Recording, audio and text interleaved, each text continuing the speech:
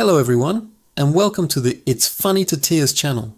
Today, we're diving into a story that proves even the best laid plans can go hilariously wrong. It's a tale of friendship, secrecy, and one very, very confused birthday boy. This all started a few weeks ago. My best friend Alex had a milestone birthday coming up. The big 3-0. Alex is one of those guys who claims he hates surprises. He says he likes to be in control, to know what's happening. But deep down, we all knew he secretly loved the attention.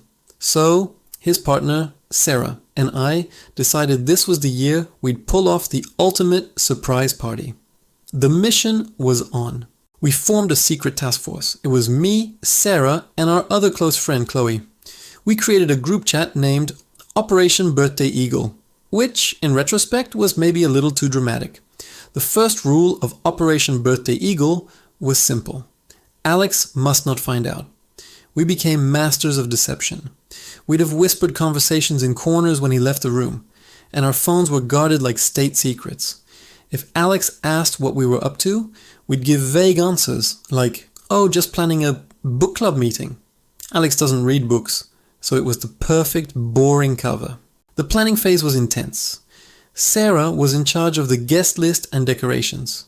She's an organizational genius. She had spreadsheets, color-coded charts, everything. Chloe was on food and drinks, a role she took very seriously. She spent days researching the perfect caterer that could handle both vegan and meat-loving guests without starting a culinary war. My job was the most critical, the distraction.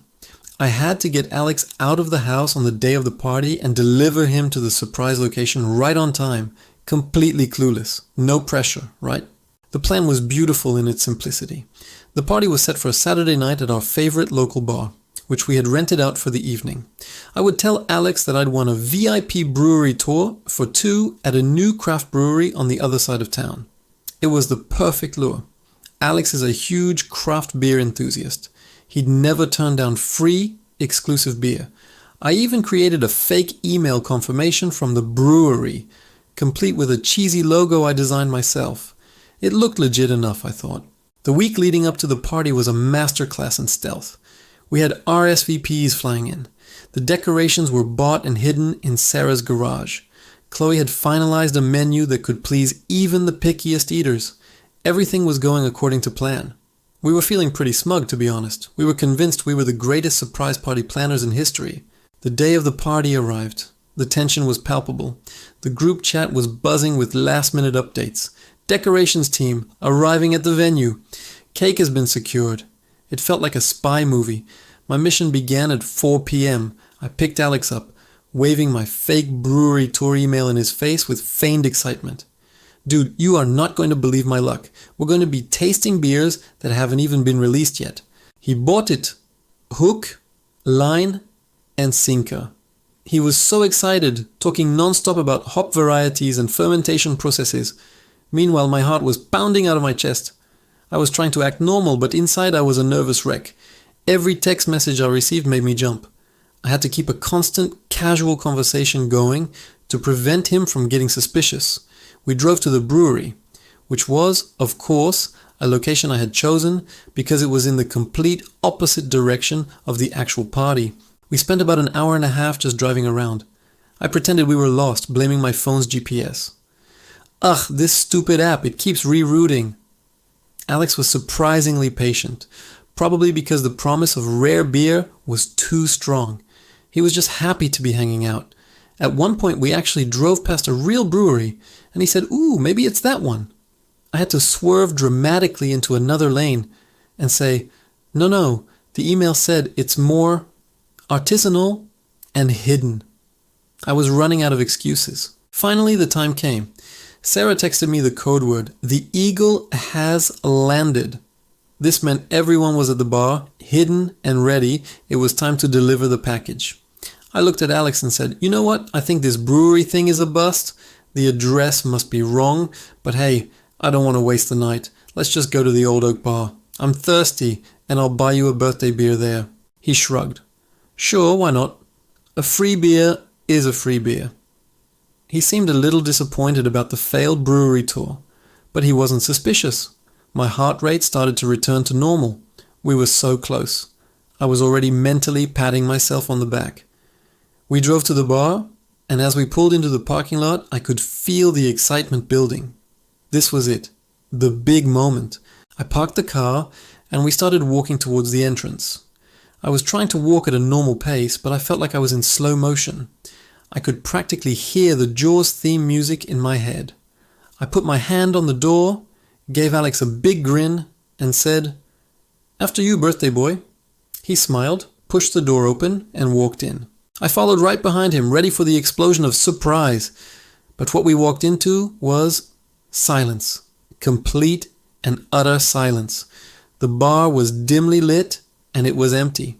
Not a single person in sight. No decorations, no cake, no friends and family jumping out from behind tables. Just a regular, slightly bored-looking bartender, polishing a glass. My blood ran cold. I whipped out my phone. Did I get the date wrong? The time? The place? No, everything was correct. Alex turned to me, his face a perfect picture of confusion. What's going on? I thought you said this place would be busy." The bartender looked up and said, "Slow night, guys. What can I get for you?" I was speechless. My mind was racing. Had everyone cancelled? Was this some kind of elaborate prank on me? I stammered, I need to use the restroom." I practically sprinted to the back, my phone already in hand, ready to call Sarah and demand an explanation. As I rounded the corner towards the restrooms, I slammed face first into Chloe, who was carrying a giant happy birthday banner. Behind her was Sarah, holding a bunch of balloons. And behind them was everyone. The entire party, all 50 guests, were crammed into the narrow hallway and storage area by the restrooms. They all looked at me, their faces a mixture of panic and frustration. Sarah whisper shouted, "What are you doing here? You're 15 minutes early." I looked at my watch, and she was right. In my nervous state, I had completely messed up the timing. I'd gotten us to the bar at 6:45 p.m., but the surprise was scheduled for 7 p.m. sharp. My grand plan to get lost had actually made us arrive ahead of schedule. Just then, we heard a voice from the main bar area. "Hello? Is anyone back there?" It was Alex. He had gotten curious about my sudden disappearance and had come looking for me. There was a collective gasp from the 50 people crammed into the hallway. We were trapped. Before anyone could move, Alex poked his head around the corner. His eyes went wide.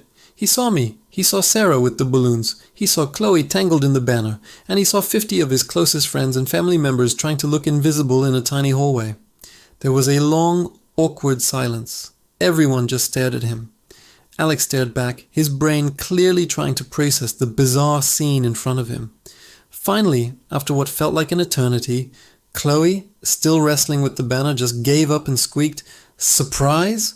It was the most pathetic, anticlimactic surprise in human history. The silence was broken by one person starting to laugh, then another, and another. Soon the entire hallway erupted in laughter. Alex just stood there shaking his head, a huge grin spreading across his face. He looked at me and said, "A brewery tour, huh? You are the worst liar I've ever met." We all spilled out into the main bar area, laughing so hard we were crying. The decorations were hastily put up, the cake was brought out, and the party started. Not with a bang, but with a hilarious whimper. It turned out to be one of the best parties ever. The story of the hallway surprise became the running joke of the night. People kept reenacting the moment Alex found us all crammed in the back. In the end, Alex admitted it was the most memorable birthday he'd ever had. He said a perfect surprise would have been great, but a completely botched surprise was so much funnier and so much more us.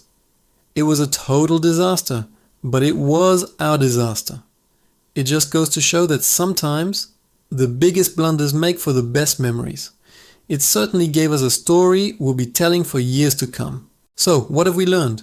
Double check your timing. Maybe don't use a spy movie code for your group chat. And most importantly, if you're going to lie to your best friend, at least be good at it. Thanks for watching, everyone. If you have a funny party disaster story, share it in the comments below. We'd love to hear it. Don't forget to like and subscribe for more stories that are funny to tell. See you next time.